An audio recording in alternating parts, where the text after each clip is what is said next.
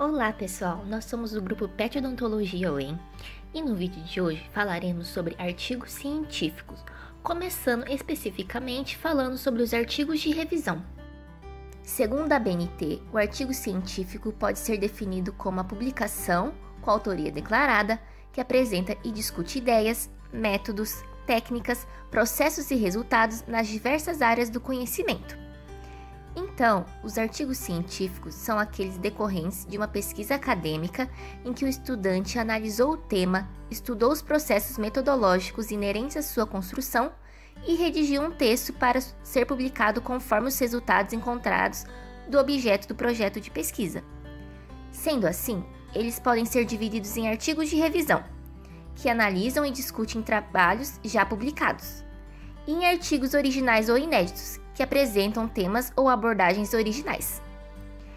Os artigos de revisão são divididos em artigos de revisão sistemática, integrativa e narrativa. E os artigos originais podem ser um relato de caso ou um relato de experiência. Os artigos de revisão são aqueles que reúnem as informações já publicadas em diversos artigos originais ou patentes, tendo como característica levantar o máximo de informações e relatar o conhecimento explícito disponível sobre um determinado tema, mediante análise e interpretação da produção científica já existente. Então, a partir disso, os autores podem explorar um conteúdo ou demonstrar os principais dados sobre um assunto. Em relação à estrutura de um artigo de revisão, ele deve apresentar título, autores, afiliação, que nada mais é qual departamento ou instituição que cada autor pertence, autor correspondente, resumo, introdução, desenvolvimento, que é a metodologia, resultado e discussão, conclusão, agradecimentos e referências. Começando pela revisão sistemática. Você sabe o que é? É uma forma de pesquisa que utiliza como fonte de dados a literatura sobre determinado tema, mediante a aplicação de métodos explícitos e sistematizados de busca, apreciação, crítica e síntese da informação selecionada. Sendo assim, o trabalho de maior nível de evidência científica, pois preza pela análise de qualidade metodológica dos estudos recuperados e tende a ser uma avaliação mais criteriosa da proposta científica. E qual a finalidade de uma revisão sistemática? Bom, a finalidade é integrar as informações de um conjunto de estudos realizados separadamente sobre determinada área, que podem apresentar resultados conflitantes e ou coincidentes, bem como identificar temas que necessitam da evidência, auxiliando na orientação para investigações futuras. Permitem incorporar um espectro maior de resultados relevantes, ao invés de limitar as nossas conclusões à leitura de somente alguns artigos. É um tipo de estudo retrospectivo e secundário, isto é, a revisão é usualmente desenhada e conduzida após a publicação de muitos estudos experimentais sobre um determinado tema. Dessa forma, uma revisão sistemática depende da qualidade da fonte primária. E qual a estrutura de uma revisão sistemática? A introdução é igual aos outros trabalhos científicos. Uma introdução normal, contendo lacuna e objetivo do trabalho. Então, o que muda? O que muda é a parte de materiais e métodos, e nos resultados você irá descrever o que foi encontrado. Então, vamos dar algumas dicas para obter a metodologia do seu trabalho. Dica 1. Definir a pergunta que vai nortear seu estudo, ou seja, definir o que vai ser investigado com a revisão. A pergunta deve conter a descrição da doença ou condição de interesse, a população, o contexto, a intervenção, o desfecho e o tipo de estudo. Exemplo: uma revisão que tem o objetivo de avaliar a segurança da dipirona no tratamento da dengue. Sendo assim, a pergunta seria: qual a segurança da dipirona no tratamento de pacientes com dengue?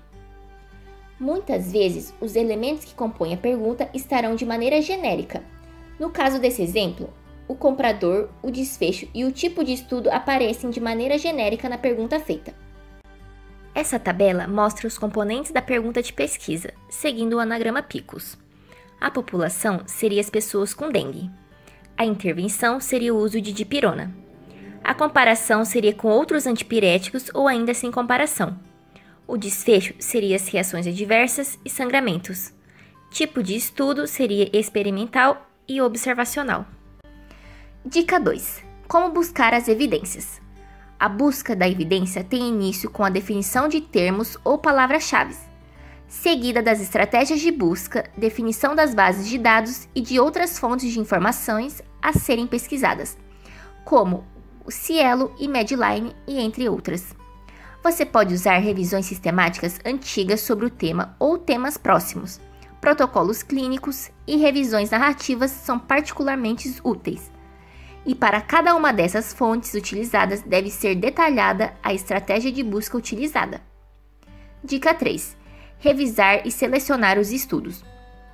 Os critérios de inclusão e exclusão são definidos com base na pergunta que norteia a revisão. Tempo de busca apropriado, por exemplo, 5 anos. População-alvo, se é adulto, criança, atleta. Intervenções. Mensuração do desfecho de interesse. Critério metodológico, idioma, tipo de estudo e entre outros. Aqueles que forem excluídos nesta etapa devem ter seu motivo de exclusão registrado a fim de serem mencionados nos resultados da revisão em elaboração. E essa revisão e seleção de estudos devem ser feitas por pelo menos 2 pesquisadores, realizando-se a seleção de maneira independente e com base nos critérios de elegibilidade da revisão. Dica 4. Coletar os dados. Todas as variáveis estudadas devem ser observadas nos estudos e resumidas, além das características do método, dos participantes e dos desfechos clínicos, que permitirão determinar a possibilidade de comparar ou não os estudos selecionados. Dica 5. Análise e apresentação dos dados. Os estudos deverão ser agrupados baseados nas semelhanças entre os estudos. Cada um desses agrupamentos deverão ser pré-estabelecidos no projeto, assim como a forma de apresentação gráfica e numérica, tudo para facilitar o entendimento do leitor.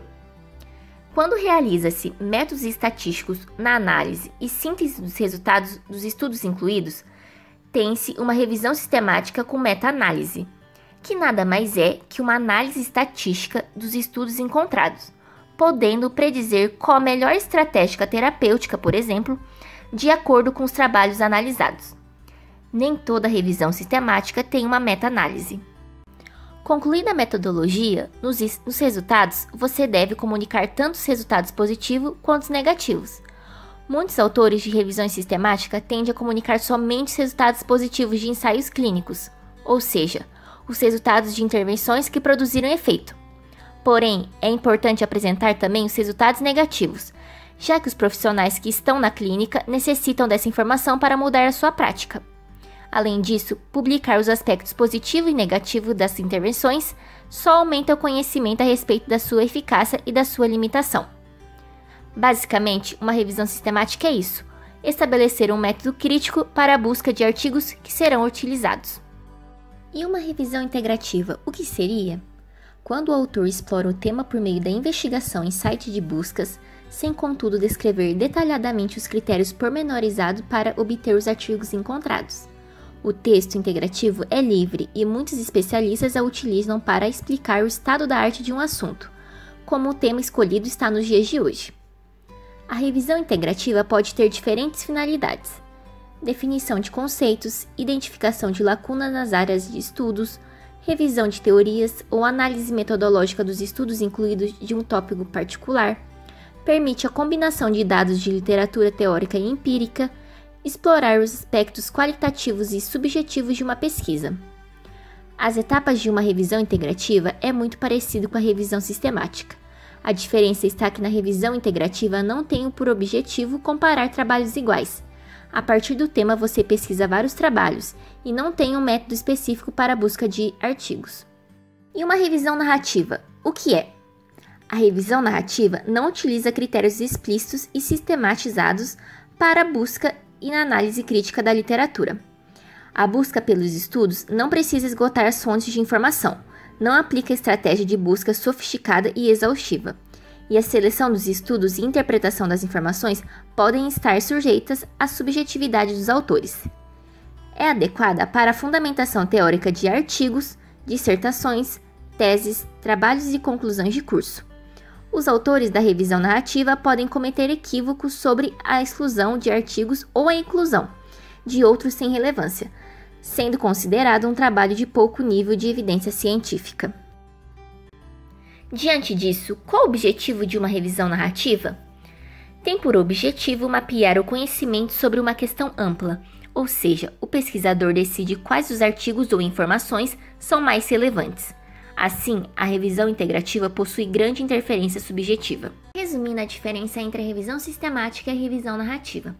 Na revisão narrativa, a questão é ampla e na revisão sistemática, a questão é específica.